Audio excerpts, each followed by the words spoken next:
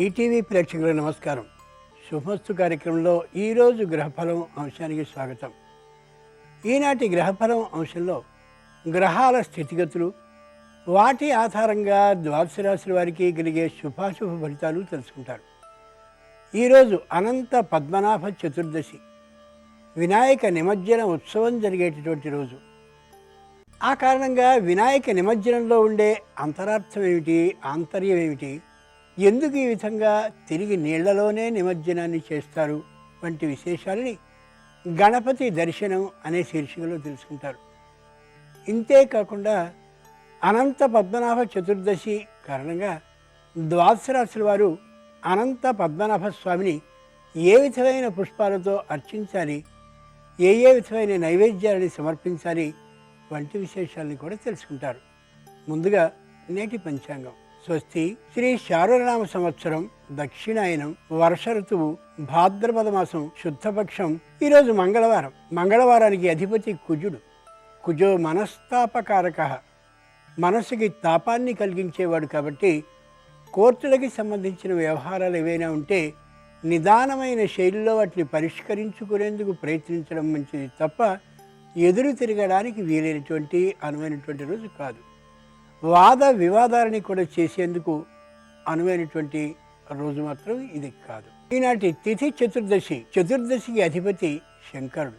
ఆ కారణంగా చక్కనైనటువంటి మాటలు మాట్లాడుకోవడానికి, మిత్ర బంధువుల్ని కలుసుకోవడానికి, వైద్య సేవని ప్రారంభింపజేసుకోవడానికి, ఔషధ సేవని ఆరంభించడానికి అనుకూలమైనటువంటి తిథి. నేటి నక్షత్రం ధనిష్ఠ. ధనిష్ఠకి అధిపతి అష్టవసువులు. ఈ కారణంగా పుంసవనం, సీమంతం వంటి శుభకార్యాలన్నింటినీ నెరవేర్చుకోవచ్చు. ధనిష్ఠ నక్షత్రంలో పుట్టినట్లయితే ఏ విధమైనటువంటి శాంతులు లేనే లేవు. కుజ దశలో ప్రారంభమైనట్లుగా లెక్కింపబడతారు ఈరోజు పుట్టినటువంటి వాళ్ళు. గ్రహాల స్థితిగతులను తెలుసుకుందాం. మేషంలో కుజుడు, మిథునంలో రాహువు, కర్కాటకంలో శుక్రుడు, సింహంలో రవి బుధులు, ధనుస్సులో గురు కేతువులు, మకరంలో శని, కుంభంలో చంద్రుడు ఉన్నారు.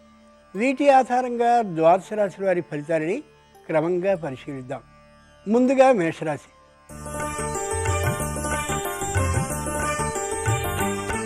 మేషరాశి వారి ఫలితాలని పరిశీలించి చూస్తే వివాహాదులు నిశ్చయమయ్యే అవకాశం బలంగా కనిపిస్తోంది. శుభకార్యాలకి మంచి అవకాశం ఉంది.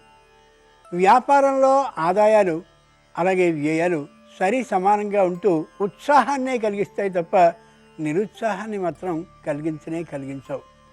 దూర భార ప్రయాణాలు చేయవలసిన అవసరాలు బాగా అనిపిస్తాయి. కానీ చేసేటటువంటి అన్ని ప్రయాణాలు లాభదాయకంగానే ఉంటాయి. మిత్ర బంధుల సహాయ సహకారాలు చాలా బాగా ఉంటుంది. ఏ విధమైన అనుమానం ఉండదు. ఆరోగ్యం చాలా చక్కగా ఉంటుంది. తగినటువంటి భద్రతా ప్రమాణాలని పాటిస్తారు. వ్యావసాయిక రంగానికి చెందినటువంటి వారు మాత్రం వ్యవసాయపు పనిముట్లని మళ్ళీ తిరిగి మరమ్మతులు చేసుకోవాల్సిన అవసరం కారణంగా కొద్ది వ్యయానికి గురి కావచ్చు. అనంత చతుర్దశి సందర్భంగా మేషరాశి వారు తులసి దళాలతో అర్చన చేసి చక్కెర పొంగల్ని నైవేద్యంగా కానీ సమర్పించినట్లయితే అధికారులతో దగ్గరితనం ఏర్పడుతుంది.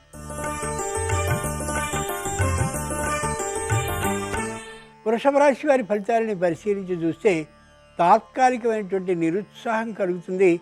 దానికి ఇది అనేటటువంటి కారణం మాత్రం తెలియకపోవచ్చు. మానసికంగా అనారోగ్యం కలుగుతుందనే భయం పీడిస్తూ ఉంటుంది. కానీ ఏ విధమైన అనారోగ్యం కలిగే అవసరం లేనే లేదు. బంధుమిత్రులతో మాట వచ్చేటటువంటి అవకాశం ఉంది. కాబట్టి ఆచి తూచి మాట్లాడడం ఎంతైనా అవసరం. కార్మిక రంగానికి చెందినటువంటి వారు తగిన భద్రతా ప్రమాణాలని పాటించడంతో పాటు సరైనటువంటి సమయానికే ఆ స్థలానికి వెళ్ళడం చాలా మంచిది. లేని పక్షంలో అధికారులతో అనవసరమైన వివాదాలు ఏర్పడే అవకాశం గోచరిస్తోంది. అనంత చతుర్దశి సందర్భంగా వృషభ రాశి వారు పారిజాతాలతో స్వామిని అర్చించి పులిహారని నైవేద్యంగా సమర్పించినట్లయితే వ్యాపారం సంతృప్తికరంగా సాగుతుంది.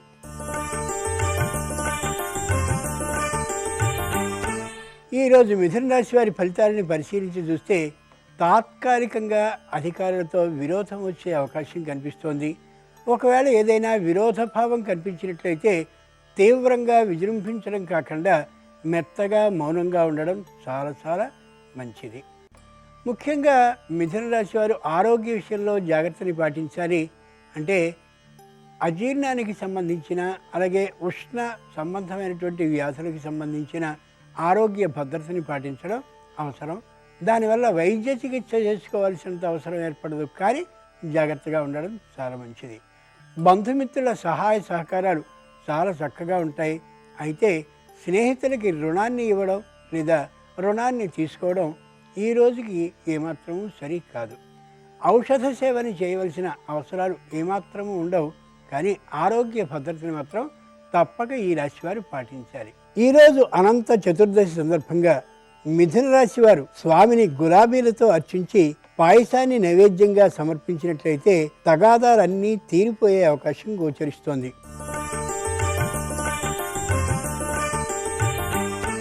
ఈరోజు కర్కాటక రాశి వారి ఫలితాలని పరిశీలించి చూస్తే ప్రతి సమస్య కూడా సమస్యలానే ఉంటుంది. ఏమాత్రము పరిష్కార దిశగా కానీ లేదా సమస్య ముదిరిపోవడం కానీ ఉండదు. అలాగే ఆ పరిస్థితి నడుస్తూ ఉంటుంది. ముఖ్యంగా మహిళలైనటువంటి వారికి కొద్ది పట్టుదల భావం పెరుగుతూ కనిపిస్తూ ఉంటుంది. ఈ రోజున వీలైనంత వరకు పట్టుదలని తగ్గించుకున్నట్లయితే కుటుంబంలో శాంత సౌమనస్య వాతావరణం ఉండే అవకాశం గోచరిస్తోంది. సంతానానికి క్రీడల మీద ఆసక్తి పెరుగుతుంది. ప్రధానంగా చదివేటటువంటి చదువు మీద పెద్ద ప్రాధాన్యం ఉండకపోవచ్చు, సన్నగిల్లే అవకాశం ఉంది. తల్లిదండ్రులు పిల్లల్ని పట్టించుకుంటారు. అంచేత కుటుంబంలో మంచి విద్యా వాతావరణం ఏర్పడుతూ ఉంటుంది. ఆరోగ్యానికి సంబంధించినటువంటి తేడాలు ఏమాత్రమూ కనిపించవు. ఈ రాశి వారికి పదవీ లాభం, అంటే నిరుద్యోగులకి ఉద్యోగం లభించే అవకాశం కనిపిస్తోంది. దాంతోపాటుగా స్థాన చలనానికి ప్రయత్నం అనవసరంగా చేసే ఊహ కూడా గోచరిస్తోంది. స్థాన చలన ప్రయత్నం చేయడం ఏమాత్రము మంచిది కాదు. స్థాన చలనానికి సంబంధించిన ఉత్తర్వులు కానీ వచ్చినట్టయితే ఉన్న చోటునే ఉండడానికి ప్రయత్నం చేస్తే తప్పక మళ్ళీ ఉండిపోయే అవకాశం గోచరిస్తోంది. ఈరోజు అనంత చతుర్దశి సందర్భంగా కర్కాటక రాశి వారు సన్నజాతులతో స్వామిని అర్చించి పొంగలిని నైవేద్యంగా సమర్పించినట్లయితే అలంకార ఆభరణాలు అమరే అవకాశం గోచరిస్తోంది.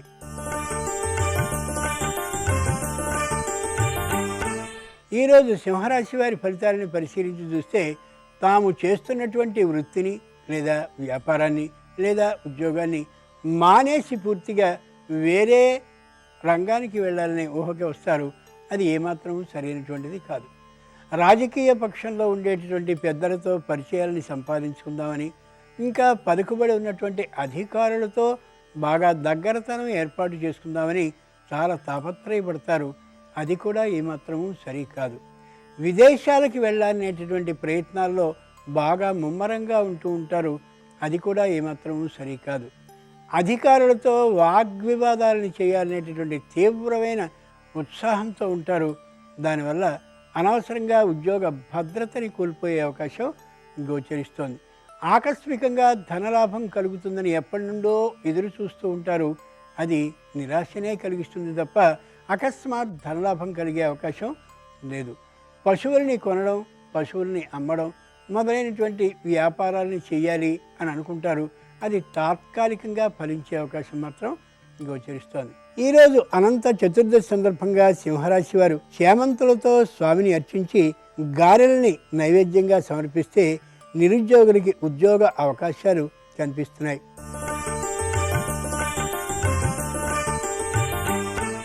ఈరోజు కన్యారాశి వారి ఫలితాలని పరిశీలించి చూస్తే మానసికమైనటువంటి చింత ఏమాత్రం ఉండదు, కానీ మంచి ఉత్సాహంతో ఉంటారు. కానీ తెలియనటువంటి రుణానికి సంబంధించిన ఆలోచన ఒకటి కనిపిస్తూ ఉంటుంది. రుణాన్ని చేయవలసిన అవసరం లేదు, చేయవలసిన అవసరం వచ్చినా కూడా రుణాన్ని చేయకుండా ఉండడం చాలా చాలా మంచిది. సంతానం విద్యలో బాగా రాణిస్తున్నారనేటటువంటి ఆనందం కనిపిస్తూ ఉంటుంది. అయితే వారి ప్రవర్తనని మాత్రం పట్టించుకోక తప్పదు. తప్పక ఒక కన్నేసి ఉంచడం అవసరం. ఇంట్లో ఉండేటటువంటి మొత్తం కుటుంబ సభ్యుల్లో అనవసరమైనటువంటి వాగ్ వివాదాలు వచ్చే అవకాశం గోచరిస్తోంది. కాబట్టి ఆచితూచి నిదానించి మాట్లాడుకోవడం ఎంతైనా అవసరం. కుటుంబంలో అందరూ వినోద విహారయాత్రకి వెళ్ళాలనే ఆలోచనకి వస్తారు. కానీ వాతావరణం అంతగా సహకరించని కారణంగా బహుశः ప్రయాణం వాయిదా పడవచ్చు. కన్యారాశి వారికి ఔషధ సేవకు సంబంధించిన అవసరాలేం లేవు, కానీ వైద్యానికి సంబంధించిన ముందు జాగ్రత్త చర్యని మాత్రం పాటించడం అవసరం. ఈరోజు అనంత చతుర్దశి సందర్భంగా కన్యారాశి వారి స్వామిని సువర్ణ గన్నేరు పుష్పాలతో పూజించి దధ్యోదనాన్ని నైవేద్యంగా సమర్పించినట్లయితే వివాహాదులన్నీ శీఘ్రంగా కదిలి వచ్చే అవకాశం గోచరిస్తోంది.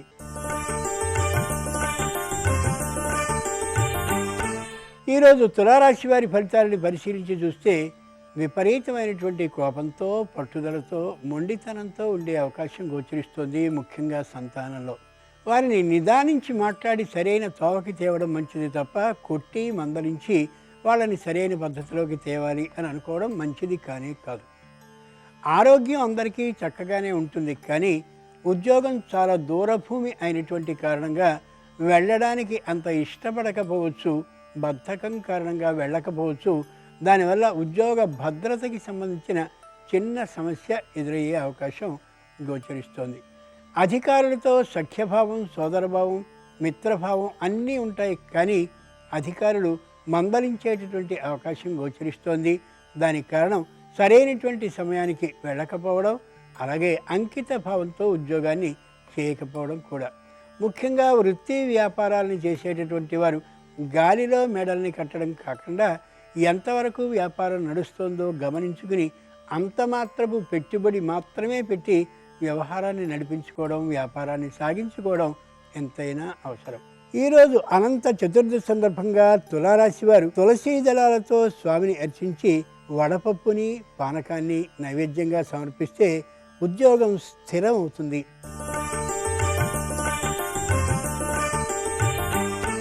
ఈరోజు వృశ్చిక రాశి వారి ఫలితాలని పరిశీలించి చూస్తే అనేకమైనటువంటి సమస్యలు చుట్టుముట్టినట్టుగా ఉంటాయి. ఒక్కొక్కటి పరిష్కరించుకోవాలనే దిశగా అడుగులు వేస్తారు. నిజానికి అవన్నీ సమస్యలు కాదు, కానీ ఆలోచనలు ఎక్కువగా చేసిన కారణంగా అవన్నీ సమస్యలుగా అనిపించే అవకాశం గోచరిస్తోంది. ఇతరుల వ్యవహారాల్లో మధ్యవర్తిగా ఉందామని బాగా ఉబలాట పడతారు. మధ్యవర్తిత్వం వల్ల ఇబ్బందులు పడతారు, అవమానాలను ఎదుర్కొంటారు. అంతేకాక మాట పడేటటువంటి అవకాశం కూడా గోచరిస్తుంది. మానివేయడం మంచిది. ఆస్తి పంపకాలకి సంబంధించిన ఆలోచనలన్నీ తెర మీదకి వచ్చేటటువంటి అవకాశం ఉంది. సోదరుల మధ్య తల్లిదండ్రులైన వాళ్ళు ఎలా నిర్ణయాన్ని చేస్తే ఆ నిర్ణయాన్ని మౌనంగా విని తరువాత తమ అభిప్రాయాన్ని తెలియజేయడం మంచిది తప్ప ముందుకు ముందే తమ నిర్ణయాన్ని ప్రకటించడం మంచిది కాదు. విశేషమైనటువంటి కోపం, పట్టుదల ఒక సందర్భంలో వచ్చే అవకాశం గోచరిస్తోంది. ఆచితూచి సంయమనంతో వ్యవహరించడం ఎంతైనా అవసరం.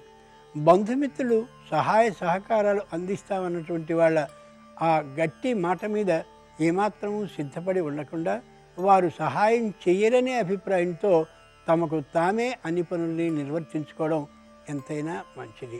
ఈరోజు అనంత చతుర్దశి సందర్భంగా వృశ్చిక రాశి వారు మల్లెపూలతో స్వామిని అర్చించి ఆవు పాలని నైవేద్యంగా సమర్పించినట్లయితే న్యాయస్థానాల్లో తీర్పు అనుకూలంగా వచ్చే అవకాశం ఉంది.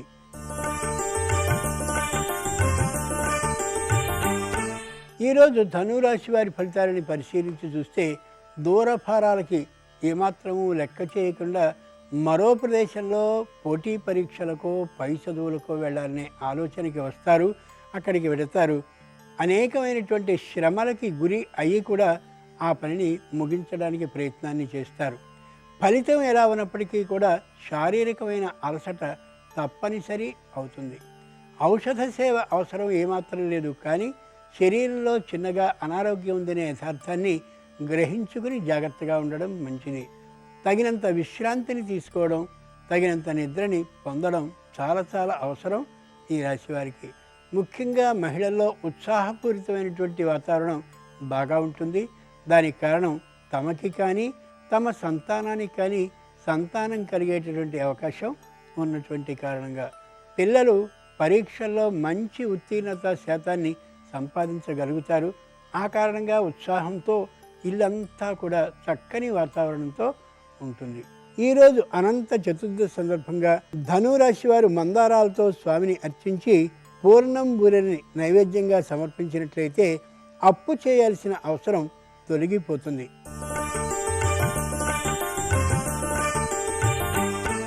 ఈరోజు మకర రాశి వారి ఫలితాలని పరిశీలించి చూస్తే ఇరుగు పొరుగులతో సత్సంబంధాలు కలిగి ఉంటారు ఈ రాశివారు. ప్రతిదానికి మాట సహాయాన్ని, చేత సహాయాన్ని కూడా చేస్తారు. సంఘంలో మంచి గుర్తింపు, కీర్తి ప్రతిష్టలని పొందుతారు. విద్వాంసులైనటువంటి వారైతే తగినట్టి గుర్తింపుని పొందుతారు. కవులు మొదలైన వారైనట్లయితే మంచి రచనల్ని చేసి 10 మంది ప్రశంసలకి కూడా పాత్రులయ్యే అవకాశం గోచరిస్తోంది. కార్మికులు భద్రతా ప్రమాణాలని పాటిస్తారు, కానీ తాత్కాలికమైనటువంటి శారీరకమైన అలసటని పొందే అవకాశం ఉంది. విశ్రాంతిని తీసుకోవడం చాలా మంచిది. తాత్కాలికంగా వృత్తి వ్యాపారాలను చేసేటటువంటి వారికి అనుకున్నంత లాభం రాకపోవచ్చు, కానీ ఏ విధమైన నిరుత్సాహానికి గురి కాకుండా వ్యాపారాన్ని కొనసాగించాలనే దృఢమైనటువంటి నిర్ణయంతో ఉంటారు. పారిశ్రామిక రంగానికి చెందినటువంటి వారు అంతకు ముందే తెచ్చుకున్నటువంటి పరికరాలన్నిటితోనూ, అలాగే ముడి పదార్థాలన్నిటితోనూ పరిశ్రమని చాలా చక్కగా ముందుకు తీసుకుపోవడం కోసం పెద్దలైనటువంటి వాళ్ళతో, అనుభవజ్ఞులైనటువంటి వారితో సంప్రదింపులు చేస్తూ ఉంటారు. ఈరోజు అనంత చతుర్దశి సందర్భంగా మకర రాశి వారు స్వామిని తెల్ల గులాబీలతో అర్చించి అటుకులు, బెల్లాన్ని నైవేద్యంగా సమర్పించినట్టయితే కుటుంబంలో స్పర్ధలు రానే రావు.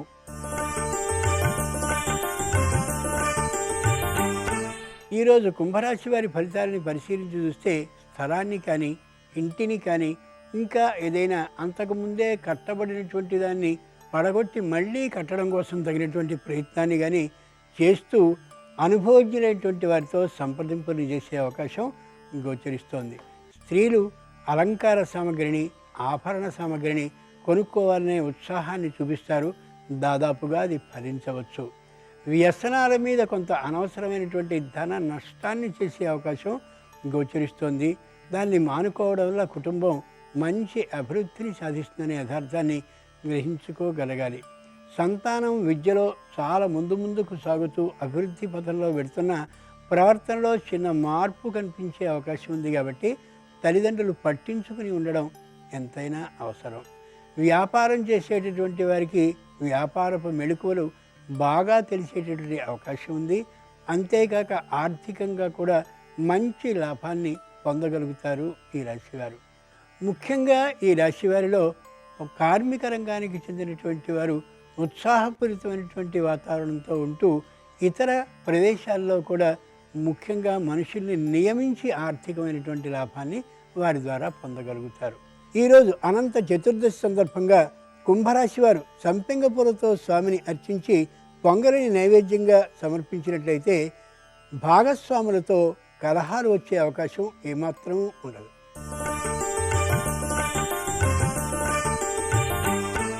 ఈరోజు మీనరాశి వారి ఫలితాలని పరిశీలించి చూస్తే పరిశ్రమని స్థాపించాలనేటటువంటి ఆలోచనతో ఉంటారు.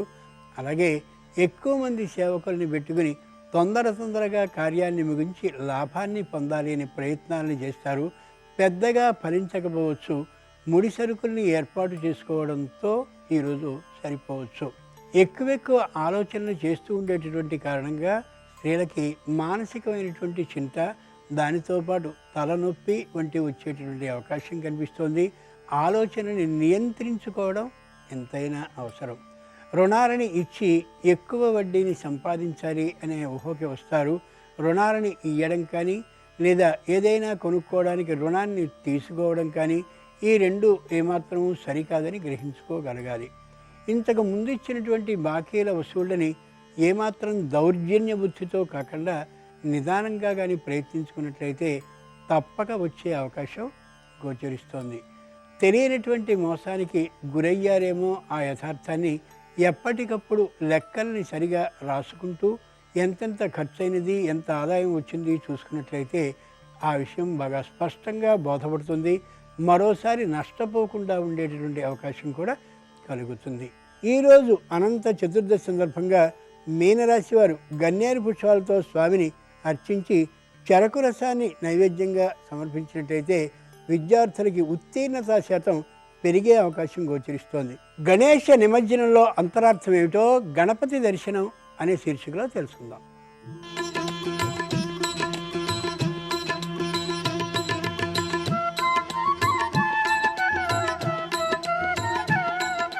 గణేశుణ్ణి నవరాత్రాలలో ఆరాధించిన తరువాత అనంత పద్మనాభ చతుర్దశి నాడు నిమజ్జనోత్సవాన్ని చేస్తారు.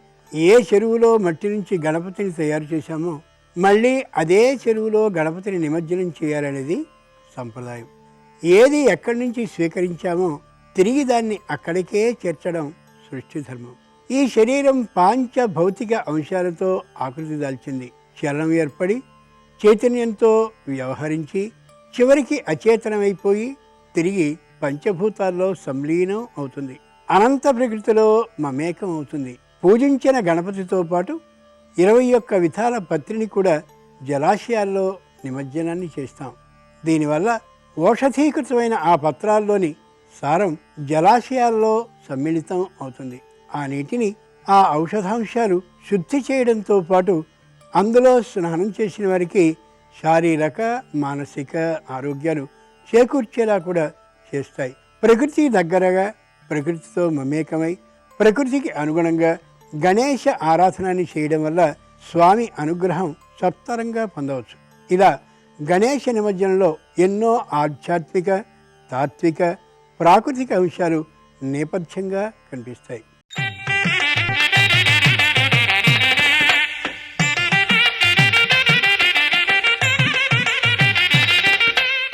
శుభమస్తు కార్యక్రమంలో వాస్తు గణపతి అంశానికి స్వాగతం. నేడు గణేశ నిమజ్జనోత్సవం, అనంత పద్మనాభ చతుర్థి. ఈ రెండూ కూడాను ఈరోజునే నిర్వహించడం అనేటువంటిది విశిష్టకరమైన ప్రభావానికి సూచకం.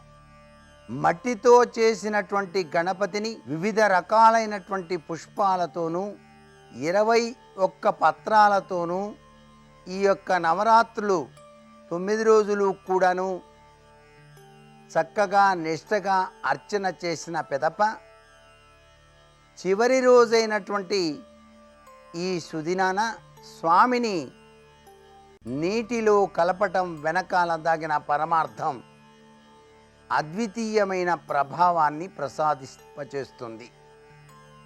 పృథ్వీతత్వ స్వరూపతత్వం నుంచి ఉద్భవించినటువంటి స్వామి మరలా ఆ పృథ్వీతత్వంలోకి వెళ్ళి అందరికీ కూడాను సుసంపన్నతతో కూడినటువంటి సస్యశ్యామలవంతమైన ప్రభావాన్ని మానవాళికి కలిగించటమే ఈ నిమజ్జనంలో దాగిన పరమార్థం. స్వామికి వినియోగించినటువంటి ఔషధీయుక్తమైనటువంటి పత్రాలన్నీ కూడాను నీటిలో కలియటం వల్ల ఆ నీటికి కూడాను దివ్యవంతమైనటువంటి ఔషధీయ గుణగణాలు వచ్చి తీరతాయి.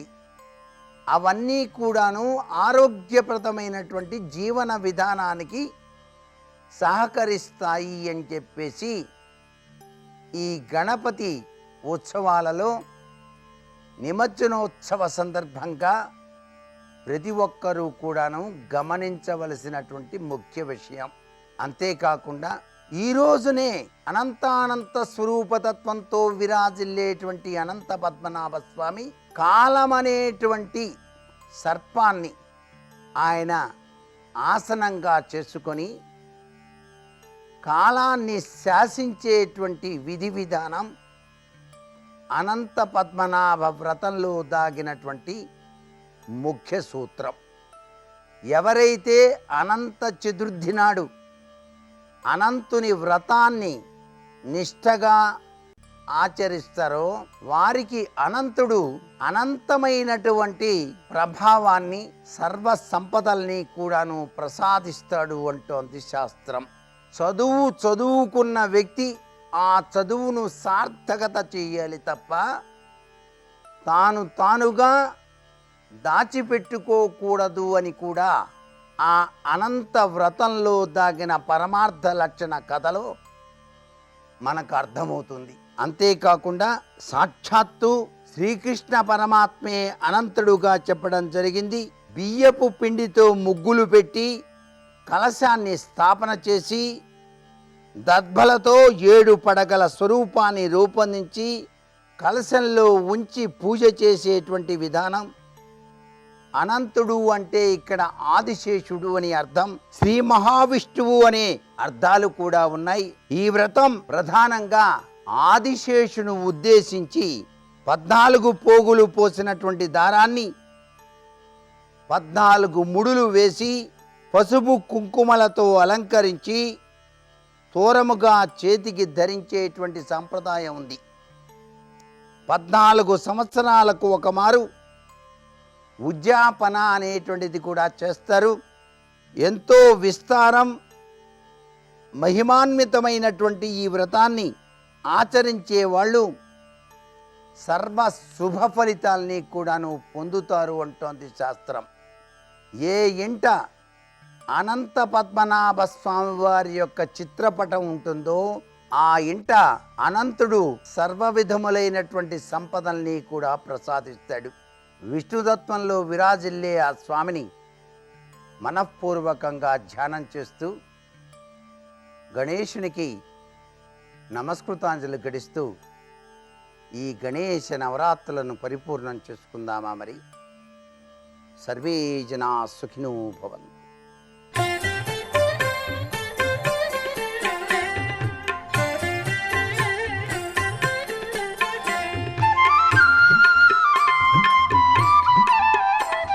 శుభోదయం. శుభమస్తు కార్యక్రమంలో గణపతి కటాక్షం అనే అంశానికి స్వాగతం. అనంత పద్మనాభ చతుర్దశి ఒక విశేషం, ఈనాటి వ్రతం.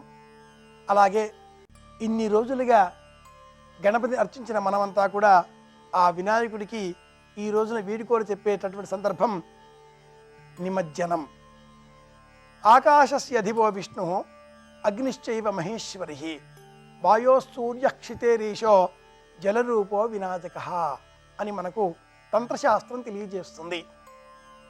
విశ్వమంతా ఆవరించిన చైతన్యం విష్ణువు, అలాగే అగ్నితత్వం ఆ పార్వతీదేవి, వాయుతత్వం సూర్యమండల స్వరూపం కాగా పృథ్వీతత్వం శివస్వరూపమైతే మిగిలిన 5వ పంచభూతాల్లో అతి ముఖ్యమైనది నీరు, అపహ, జలతత్వం వినాయకుడికి సంబంధించినది. పాంచభౌతికమైన ఈ ప్రపంచంలో వినాయకుడే ప్రాణస్వరూపం. అటువంటి వినాయకుడిని నిమజ్జనం చెయ్యాలి. కరోనా వంటి వ్యాధులు ప్రబలిన ఈనాటి కాలంలో, అలాగే సంప్రదాయంలో కూడా, సనాతన ధర్మంలో కూడా వినాయకుడిని ఎలా నిమజ్జనం చెయ్యాలి అంటే, చెరువులో ఉండే మట్టిని సేకరించి చెరువు గట్టున ఉంచి పూజించి పిదప ఆ చెరువులో నిమజ్జనం చేయడం ఒకనాటి సంప్రదాయం. కనుకనే ఈ వినాయకుడిని రైతు బాంధవుడు, రైతు నేస్తం అంటూ పిలిచారు. క్రమేణా ఈ వినాయకుడు మన ఇంట్లోకి కూడా వచ్చాడు, మనసులో కూడా కూర్చున్నాడు. మన ఇంట్లో ఉండే వినాయకుడిని ఆధునిక నియమాలకు అనుకూలంగా, శాస్త్ర ప్రమాణాలకు లోబడి ఎలా నిమజ్జనం చెయ్యాలి అనే పక్షంలో ఒక పెద్ద గాబు నిండా పాత్ర, గిన్నె, బకెట్టు, కొత్తగా ఉండేది, శుభ్రమైనది, అటువంటి పాత్ర నిండా మంచినీరు సేకరించి, ఇంటిలో ఏవైనా కారణాల చేత ఖరీదుగా కూడా ఈనాటి కాలంలో గంగాజలం లభిస్తున్నది కనుక ఆ గంగాజలం 1-2 బిందువులను ఆ బకెట్టు, పాత్రలో ఉండే జలంలో పోసి గంగేతి యో బ్రూయాత్ యోజనానాం శతైరపి ముచ్యతే సర్వపాపేభ్యః విష్ణులోకం సంగచ్చతి అంటూ ఆ పాత్రలో ఉండే నీటిని గంగా నది నీటిగా భావన చేస్తూ స్తోత్రం చెయ్యాలి. ఇది మొదటి స్థితి. అందులో పువ్వులు, అక్షింతలు, పుష్పాలు వేసి నమస్కరించాలి. ఆ పిదప ఎక్కడైతే వినాయకుని ప్రతిష్ఠించామో ఆ వినాయక ప్రతిమను మన హృదయానికి హత్తుకునే విధంగా తీసుకువచ్చే కంటే పూర్వం గచ్చ గచ్చ సురశ్రేష్ఠ స్వస్థాన పరమేశ్వర ఎత్ర బ్రహ్మాదిగో దేవ తత్ర గచ్చ గణాధిప అంటూ చెప్పి ఆ గణపతిని కదిలించి హృదయానికి అత్తి పెట్టుకొని ఇలా అక్కడి దాకా రావాలి. తర్వాత ఆ బకెట్టు, పాత్ర, జలం, గంగా నీరు ఆ చుట్టూ కూడా ముమ్మారు ప్రదక్షిణ చెయ్యాలి. పిదప ఈ ప్రతిమను ఆ నీటిలో విడిచిపెట్టాలి. ఆ పిదప వేరొక పాత్రలో అటుకులు, బెల్లము లేక పంచదార వీటిని ఆ గణపతికి నైవేద్యముగా సమర్పించి అందరికీ పంచిపెట్టుకోవాలి. ఇక ఇన్ని రోజులు వినాయకుడిని అర్చించే నిమిత్తమై మనం వినియోగించినటువంటి పువ్వులు లేక ఆకుపత్రి వీటన్నింటినీ కూడా మేడపైన సురక్షితమైనటువంటి ప్రాంతంలో ఎండబెట్టి ఆరబెట్టి పిదప వాటిని చూర్ణము చేసి మొక్కలకు పాదులుగా చెట్లలో మనమే నిమజ్జనం చేసుకోవాలి. మరునాడు అంటే రేపటి రోజున ఈ బకెట్టు పాత్రలో ఉండేటటువంటి ఆ గణపతి విగ్రహ అవశేషాలు, ఆ మట్టి ముద్దలు, వీటిని మన ఇంటిలో ఉండేటటువంటి పూల కుండీలు, మొక్కలు వాటికి ఎరువుగా వినియోగించిన పక్షంలో ప్రకృతిని ఆరాధించిన మార్గంలో గణపతిని ఆరాధించిన వాళ్ళం అవుతాం. మొక్కల పెంపకంలోనే గణపతిని మనం దర్శించుకోవచ్చు. గణపతిని అర్చించే క్రమంలో 21 విధములుగా ఉండేటటువంటి ఆకులు, అలములు, పత్రిని వినియోగించాం. 21 మార్లు ఆ గణపతికి దూర్వాయుగ్మం సమర్పయామి, దూర్వాయుగ్మం సమర్పయామి అంటూ గరికతో అర్చించాం. ఉప్పు లేని పదార్థాలతో ఆ స్వామిని సేవించి నమస్కరించి గణపతి కటాక్షాన్ని పొందాం. ఆర్థికంగా, ఆరోగ్యంగా, ఆనందదాయకంగా ఉండే నిమిత్తమై, విజ్ఞానదాయకంగా చిన్నారి బాలబాలిక కూడా బాగా చదువు రావాలనే నిమిత్తమై పుస్తకాలు, నోటు పుస్తకాలు, కళాలు, పెన్సిళ్ళు వీటిని కూడా ఆ గణపతి సన్నిధానంలో ఉంచి అర్చించాం. ఒక్క నోటు పుస్తకం తయారీ కావాలి అంటే, ఒక్క కాగితం, చిన్న కాగితం తయారీ కావాలి అంటే 10 ఇంకా ఎక్కువ సంఖ్యలోనే ఆకులు, అలములను వినియోగించవలసి వస్తుంది అంటుంది విజ్ఞాన శాస్త్రం. అంటే మనం వినియోగించేటటువంటి తెల్ల కాగితానికి పూర్వ రూపం కూడా సహజంగా ప్రకృతిలో ఉండేటటువంటి ఆకులు, అలములు, మరొక రూపంలో గణపతి. గణపతిని ఇలా అర్చిద్దాం, ఇలా నిమజ్జనం చేద్దాం. గణపతి అందించినటువంటి కటాక్ష వీక్షణాలతో విజ్ఞానాన్ని పెంపొందింపజేసుకునే ప్రయత్నము చేద్దాం. గణపతి అనుగ్రహంతో మళ్ళీ కలుసుకుందాం అని విన్నవిస్తూ శుభమస్తు. గణపతిం మనసా స్మరామి వసిష్ఠవామదేవాదివందిత గణపతిం మనసా స్మరామి. సింహప్రసేనమవధీః సింహో జాంబవతాహతః సుకుమారకమారోధీః తవ హ్యేషా శమంతకః అంది. సింహం ప్రసేనుణ్ణి చంపేసింది, సింహాన్ని జాంబవంతుడు చంపేశాడు. ఈ శమంతకమణిని జాంబవంతుడు తెచ్చి ఇదిగో తన కొడుక్కి ఇచ్చాడు. నేను ఆయన కూతుర్ని, ఓ పిల్లాడా సుకుమారా, ఈ మణి నీకే లేరా అంటూ ఊయల ఊపుతోంది. పైకి ఊయల ఊపుతోంది. కథ కృష్ణుడికి చెప్పింది. కృష్ణుడు విన్నాడు. ఓహో, జాంబవంతుడు పట్టుకొచ్చాడనమాట మణిని. లోపలికెళ్ళి స్వతంత్రంగా మణిని తీసుకున్నాడు. మరి పట్టుకెళ్ళిపోయి ఇచ్చేయాలి కదా. అది ముట్టుకోగానే జాంబవంతుడు వచ్చాడు. ఎవర్రా నువ్వు, మణిని పట్టుకెళ్తున్నావు అన్నారు. ఇద్దరు యుద్ధం మొదలుపెట్టారు. ఇద్దరి మధ్య 21 రోజుల యుద్ధం జరిగింది. జాంబవంతుడికి బలం తగ్గిపోతోంది, కృష్ణుడి బలం పెరిగిపోతోంది. అప్పుడు ఆలోచించాడు, ఓ నేను త్రేతాయుగంలో ఒకప్పుడు రామచంద్రమూర్తి దగ్గర ఉన్న రోజులలో రాముణ్ణి అడిగాను, పుంసాం మోహన రూపాయ పుణ్యశ్లోకాయ మంగళం, మగవాళ్ళు మోహించేటట్టుగా ఉండేవాడు రాముడు, రామా నిన్ను కౌగిలించుకోవాలనుంది అని అడిగాను. ఈ అవతారంలో నీ కోరిక తీరదు, కృష్ణావతారంలో వచ్చే యుగంలో ద్వాపర యుగంలో నీ కోరిక తీరుస్తానన్నాడు. ఆ రాముడే కృష్ణుడిగా వచ్చాడు.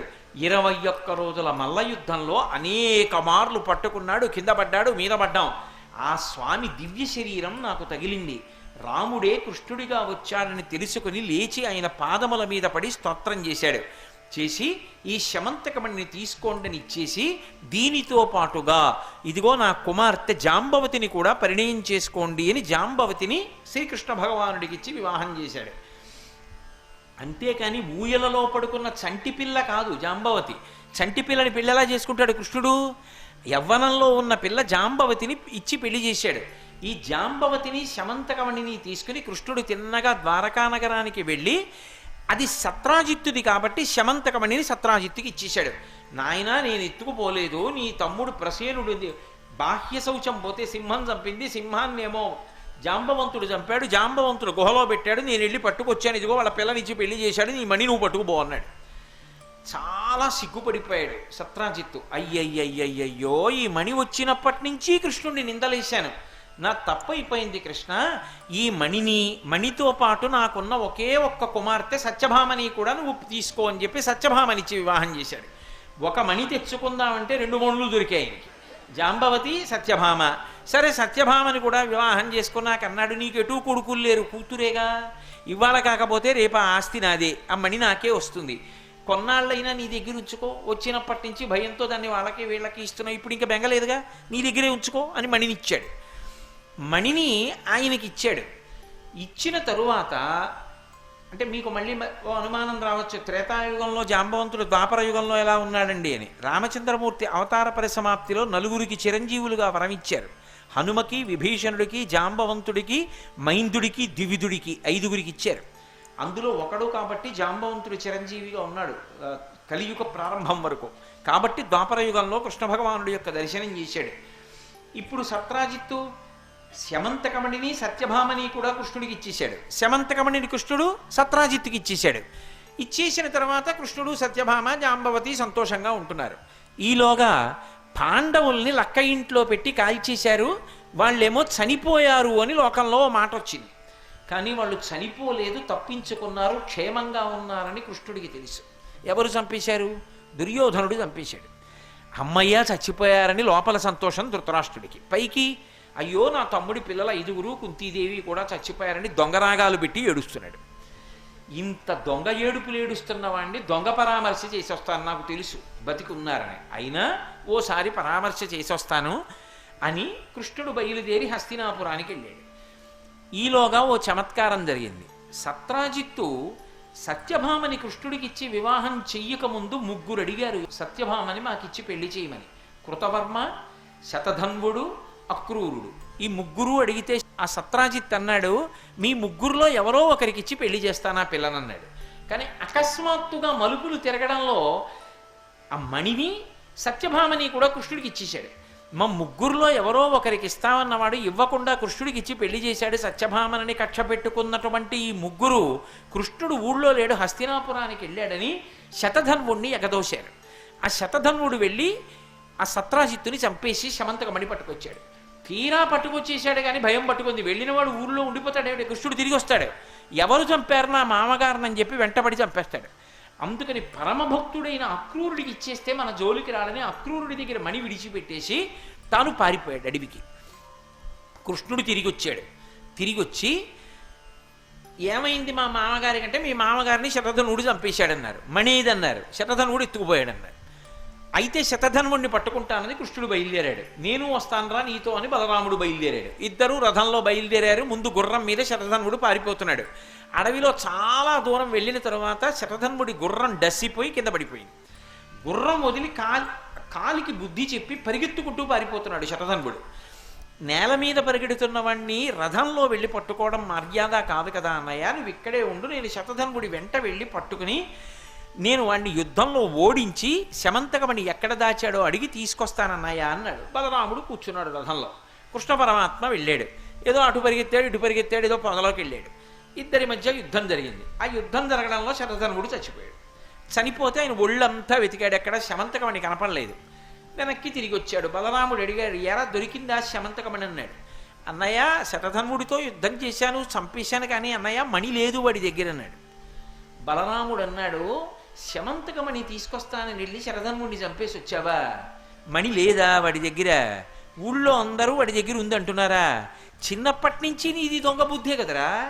ఇప్పుడు ఆ మణి నా దగ్గర ఉందని చెప్తే 8 బారువుల బంగారంలో అన్నగారిని నాకు 4 బారువులు ఇవ్వవలసి వస్తుందని లేదన్నయ్యా అని చెప్తున్నావా? అంటే ఆ మణి నీ దగ్గరే పెట్టుకుందామనే. నీలాంటి దొంగ తమ్ముడితో నేను ఉండలేనురా అని రథం దిగి ఎంత బతిమాలినా వినకుండా జనక మహారాజు గారి యొక్క నగరం విదేహ రాజ్యానికి వెళ్ళిపోయాడు బలరాముడు. చాలా చిన్నబుచ్చుకుని ఇదేం ప్రారంధం రా, ఈ మణి నన్ను వదలదు, నాకు ఈ కష్టాలు వదలవు అని కృష్ణ పరమాత్మ అంతఃపురానికి వచ్చారు. వచ్చి జాంబవతి మందిరానికి వెళ్ళారు.